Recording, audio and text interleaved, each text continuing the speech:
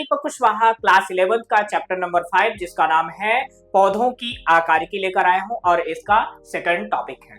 तो बच्चों यदि हम देखें तो यहाँ पर जो पौधा है, तना है, उसका निर्माण किस तरीके से होता है और इसमें परिवर्तन और मॉडिफिकेशन जो है किस प्रकार से होता है वो देखते हैं। यहाँ पर यदि हम देखें तो पौधा जो है यानी तना जो है उसका निर्माण किसी भी अंकुरित होने वाले बीज के प्रांकुर से होता है। अब प्रांकुर होता क्या है? तो प्रांकुर यदि हम बात करते हैं तो प्रांकुर, मान लीजिए यहाँ पर हमारे पास ये कोई सीड है, बीज है, जो कि क्या होगा, अंकुरित होगा यानी जर्मिनेट होगा। जब अंकुरित होता है तो इसमें दो संरचना का निर्माण होता है। एक संरचना नीचे की ओर जाती है जिसको हम क्या बोलते हैं, मूलांकुर बोलते हैं, और एक संरचना ऊपर की ओर होती है, जाती है, जिसको हम बोलते हैं प्रांकुर बोलते हैं। यहाँ पर ये दोनों संरचनाएं एक दूसरे के अपोजिट डायरेक्शन में, विपरीत दिशा में वृद्धि करती हैं।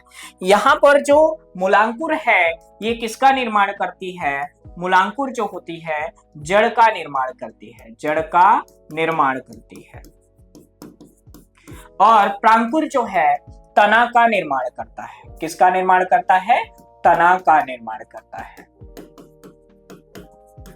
और ये जो तना होता है किधर की ओर गति करता है? प्रकाश की ओर गति करता है, प्रकाश की ओर गति करता है।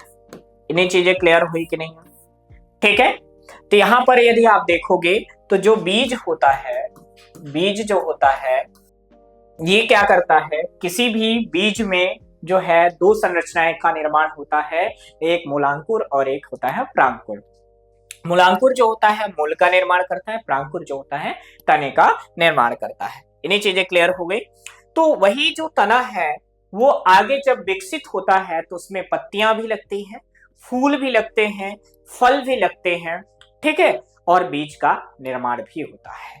तो यहाँ पर जो तना है ये एक तरह से अक्ष का ऊपरी एवं आरोही भाग होता है। आरोही का मतलब होता है ऊपर की ओर बढ़ने वाला भाग होता है, ठीक है, जिस पर शाखाएं, पत्तियां, ठीक है, पुष्प, फल लगे होते हैं। तना क्या होता है? अक्ष का ऊपरी यानी ऊपरी भाग होता है। साथ में ये क्या होता है बच्चों? आरोही भाग होता है। आरोही का मतलब होता है ऊपर की ओर आरोहण करते रहता है, ऊपर की ओर जाता रहता है। साथ में इसमें क्या होती है? शाखाएं होती हैं, पत्तियां होती हैं, ठीक है, और क्या होता है? फूल होता है और फल लगते हैं। इन्हीं चीजें इसमें होती है। यह अंकुरित बीज के भ्रूण की, ध्यान रखना, जो अंकुरित होने वाला जो बीज है उसके भ्रूण की किससे डेवलप होता है? प्यूम्यूल या जिसको हम बोलते हैं प्रांकुर से विकसित होता है। ओके, इस पर क्या होता है? गांठ या पर्व संधियां पाई जाती हैं। गांठ यानी जिसको हम बोलते हैं नोड पाई जाती हैं। साथ में क्या पाई जाती है? इंटरनोड्स, जिसको हम बोलते हैं पर्व संधियां पाई जाती हैं। साथ में इनमें क्या होती है? इंटरनोड्स, पोरियां पाई जाती हैं।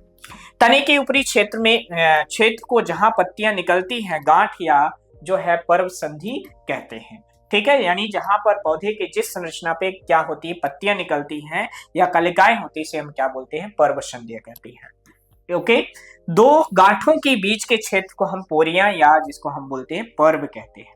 ओके, अगला कैसे यदि हम देखें तो मान लीजिए हमारे पास यहाँ पर ये है एक पौधा, प्लांट है। ओके, यहाँ पर ये जो है पौधा है, प्लांट है। ओके, और ये नीचे की ओर डेवलप हो रहा, विकसित होगा, ठीक है, ये। और यहाँ पर यदि हम देखें तो इस तरीके से मान लीजिए इसमें लीफ निकली है, गन्ना है मान लीजिए, ठीक है। अब इसमें क्या है, मान लीजिए ये छोटे छोटे से इस तरीके से इसमें गठाने पाई जाती है। तो ये क्या होती है? गांठ होती है, ठीक है, नोड इसको बोलते हैं। क्या बोलते हैं? नोड बोलते हैं। इस गांठ को हम क्या बोलते हैं बच्चों? नोड बोलते हैं। ये गांठ होती है, ये गांठ होती है, क्या होती है? गांठ, या इसी को हम बोलते हैं पर्व। इसी को क्या बोलते हैं? पर्व। और दोनों गांठों की, ये भी गांठ हो गई, ये भी गांठ हो गई, तो दोनों के बीच का जो ये क्षेत्र होता है इसको हम बोलते हैं पर्व संधि। क्या बोलते हैं? पर्व संधि बोलते हैं। दो गांठों के बीच का जो स्थान होता है उसे हम क्या बोलेंगे? पर्व संधि बोलते हैं। ठीक है। कभी कभी क्या होता है, इन गांठों से ये क्या निकल रही है? पत्तियां। इनसे क्या निकलती है? पत्तियां। साथ में यहां पर छोटी छोटी सी यहां पर इस तरीके से संरचनाएं निकलती हैं। इनको हम बोलते हैं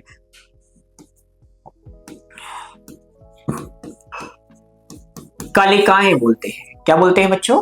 कलिकाएं बोलते हैं। तो ये पौधे की संरचना। तो यहां पर वही चीजें पढ़े, पर्व और पर्व संधियां। आगे यदि हम देखें इसका कार्य क्या होता है, तने का प्रमुख कार्य क्या होता है? इसका प्रमुख कार्य शाखाओं को फैलाना।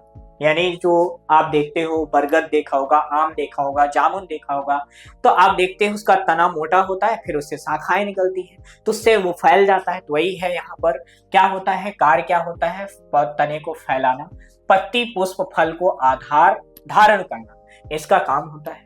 तने में पत्तियों को शाखाओं को फैलाना, और क्या काम होता है? फल और पुष्प का क्या करना? धारण करना। अगला क्या होता है बच्चों? जल, खनिज, लवण तथा प्रकाश संश्लेषी पदार्थों का संवहन करना। यानी आपको पता है कि पौधों की पत्तियों में क्या होता है? प्रकाश संश्लेषण होता है, और प्रकाश संश्लेषण के द्वारा खाद्य का निर्माण होता है, और उस खाद्य का निर्माण होने के पश्चात उसका परिसंचरण होता है, तो शरीर के विभिन्न भागों में तने के द्वारा ही होता है। तो वही यहाँ पर है कि खनिज जल का, खनिज लवण और प्रकाश संश्लेषी पदार्थों का संवहन। अगला, तने भोजन संग्रह करने के, सहारा प्रदान, सुरक्षा देने और कायिक प्रवर्धन करने के भी कार्य करते हैं। मतलब क्या हुआ बच्चों? बच्चों यहाँ पर आप देखोगे कि ये क्या काम कर रहा है? भोजन का संग्रहण भी कर रहा है। तना क्या कर रहा है? भोजन का संग्रहण भी कर रहा, सहारा प्रदान भी कर रहा, सुरक्षा भी प्रदान कर रहा, और कायिक प्रवर्धन कर रहा है। कायिक प्रवर्धन का मतलब होता है वेजिटेटिव प्रोपोगेशन। ठीक है। जैसा कि आपने देखा होगा गन्ना, या जैसे आपने देखा होगा गुलाब, देखा होगा रोज, इनके बीज नहीं होते, है ना? इनके जो है हम किसी शाखा को, टहनी को काट कर लगा देते हैं, गाड़ देते हैं मिट्टी में, जिससे क्या होती है? हमें एक नया पौधा विकसित होता हुआ प्राप्त हो जाता है। तो इस प्रोसेस को, पौधे के इस यानी पौधों को विकसित करने की इस विधि को हम बोलते हैं कायिक प्रवर्धन या वेजिटेटिव प्रोपोगेशन बोलते हैं। अब तने का रूपांतरण देखते हैं। पहला, कुछ तने संवहन के अतिरिक्त विभिन्न कार्यों का संपन्न करते हैं, है ना? अब कौन कौन से कार्य संपन्न करते हैं? पहला है भोजन संचय के लिए, यानी फूड स्टोरेज के लिए। आप देखते हो यहाँ पर सामने आपको दिख रहा आलू। तो आज आपको पता चला होगा कि आलू एक तना है, लेकिन आप बोलोगे कि सर आलू के ऊपर जो है एक हरी पत्ती जैसी संरचना है, तो उसका क्या होता है? वेजिटेटिव पार्ट होता है, कायिक भाग होता है। लेकिन उस आलू का मुख्य कार्य क्या होता है? खाद्य को संग्रहण करना। तो यहाँ पर आलू क्या है? एक तरह से क्या है? फूड स्टोरेज प्लांट स्टेम है, यानी खाद्य का संग्रहण करने वाला एक क्या है बेटा? तना है। दूसरा बैम्बू शॉट, यानी जिसको आप बोलते हो बांस। ठीक है। तो जो बांस होता है उसका भी काम क्या होता है? क्या होता है? एक तरह से वो भी एक जो है फूड स्टोरेज का, बैम्बू शूट्स जो होते हैं। ठीक है। आपने जो है बांस के नीचे जो है, यानी बेसल पार्ट में जो होता है, उसकी भी जो बहुत ही सॉफ्ट संरचना होती है, उसको भी सब्जियां बनती है ना? तो वो हो गया।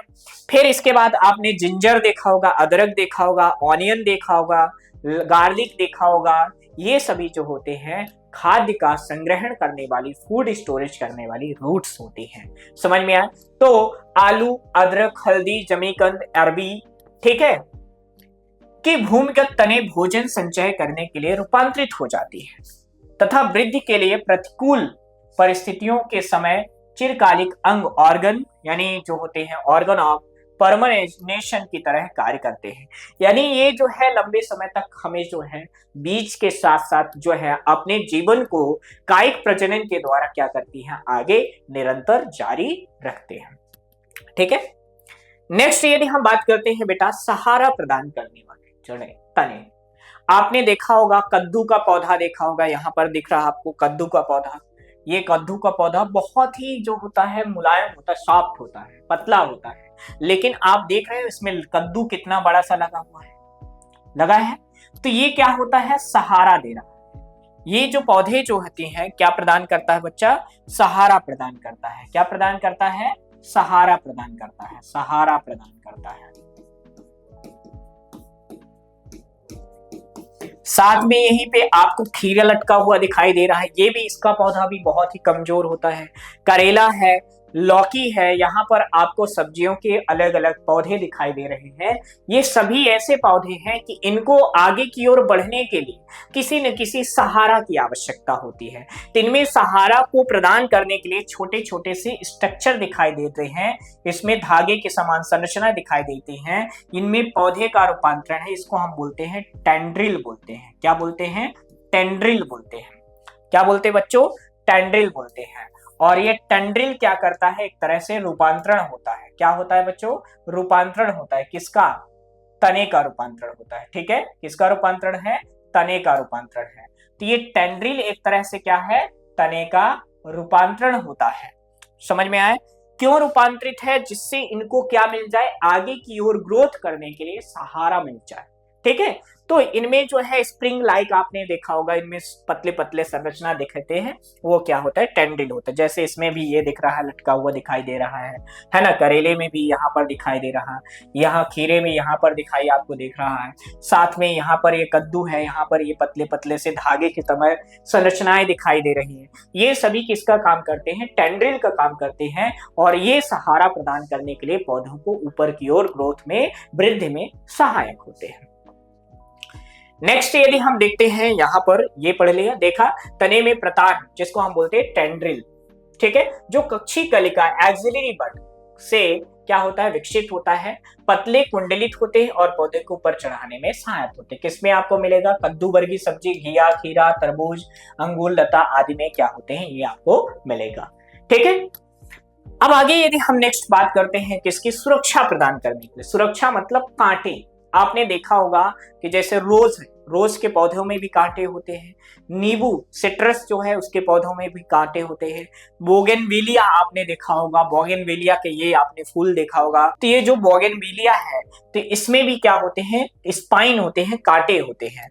और ये कांटे क्या करते हैं?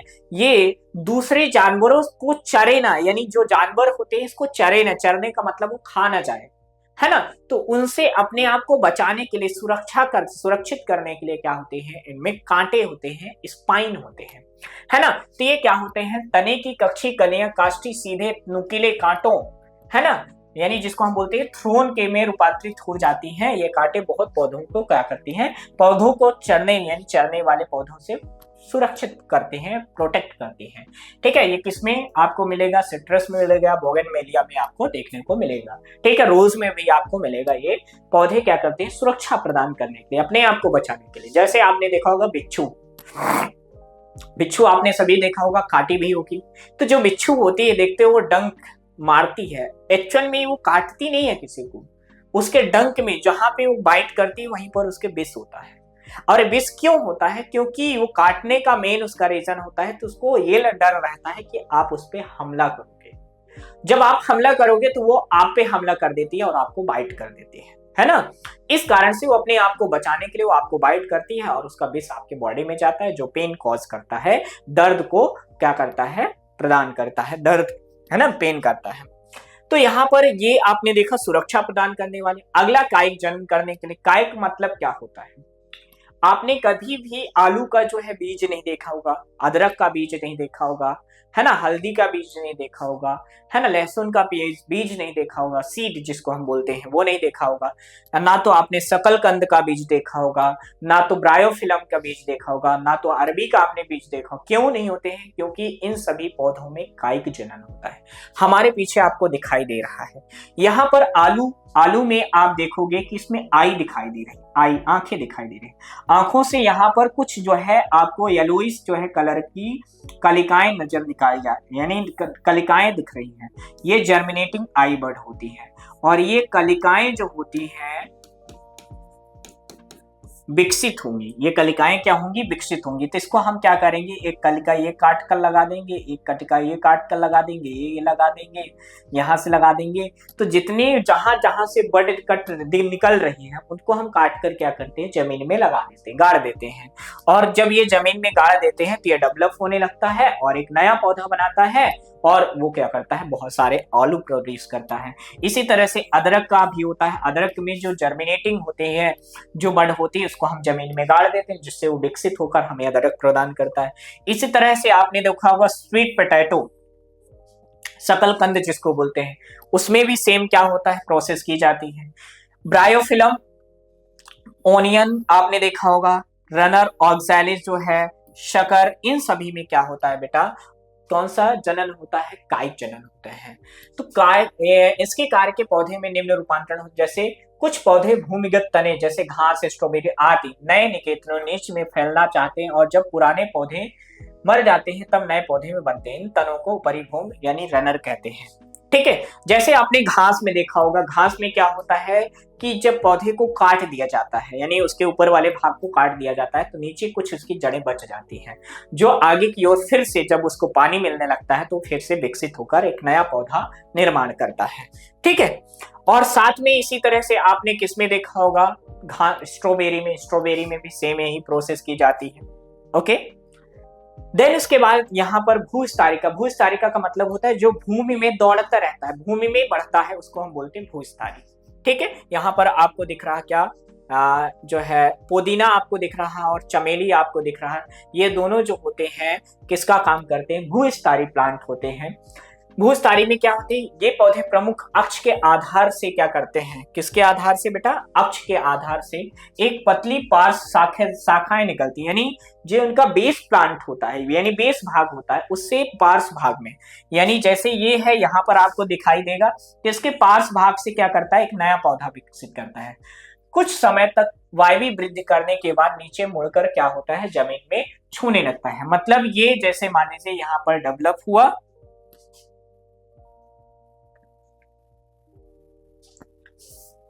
मान लीजिए यहाँ पर ये पौधा है, ये विकसित हुआ। अब विकसित होने के बाद ये आकर यहाँ पर दूसरी जगह छू गया, तो यहाँ पर एक नया पौधा बनाएगा। पहले ये यहाँ पर विकसित हो रहा था, अब ये आकर यहाँ पर टच हो गया, तो अब यहाँ पर, अब यहाँ से अलग भी हो जाएगा, तो ये दो पौधा अलग बनाएगा। फिर नेक्स्ट फिर से ये आगे की ओर आएगा, फिर से यहाँ पर एक नया पौधा बनाएगा। इस तरीके से ये क्या करता है, विकसित होता रहता है। समझ में आ गया कि नहीं आया? ठीक है, जब पौधे का यह भाग मिट्टी के संपर्क में आता है तो यह एक नए संतत पौधे, ठीक है, किसका बेटा, संतत पौधे का क्या करता है, निर्माण कर लेता है। किसका निर्माण करता है, संतत पौधे को विकसित हो जाता है, यानी संतत मतलब एक नए जो है वेजिटेटिव जो बर्ड है उसमें विकसित हो जाता है। इन तनों को भूस्तारी या स्टोलोन के नाम से जाना जाता है। ठीक है, तो जो पौधे एक स्थान से दूसरे स्थान अपने आप डेवलप होते रहते हैं और जमीन में जब टच हो जाता है तो उससे एक नई शाखाएं और वहां पर क्या होती है, रूट का निर्माण हो जाता है और उससे एक नया जो है कायिक पौधा निर्माण होता है, बनता है, उसे हम क्या बोलते हैं, स्टोलोन या भूस्तारी बोलते हैं। जैसे यहाँ पर आप देखोगे कि ये क्या है, आपको देखने को मिलेगा, यहाँ पर ये चमेली का पौधा है, ये आप देखोगे कि इसकी रूट यहाँ पर आई, यहाँ पर एक नया पौधा हुआ, फिर यहाँ से यहाँ आया, एक इससे नया पौधा हुआ।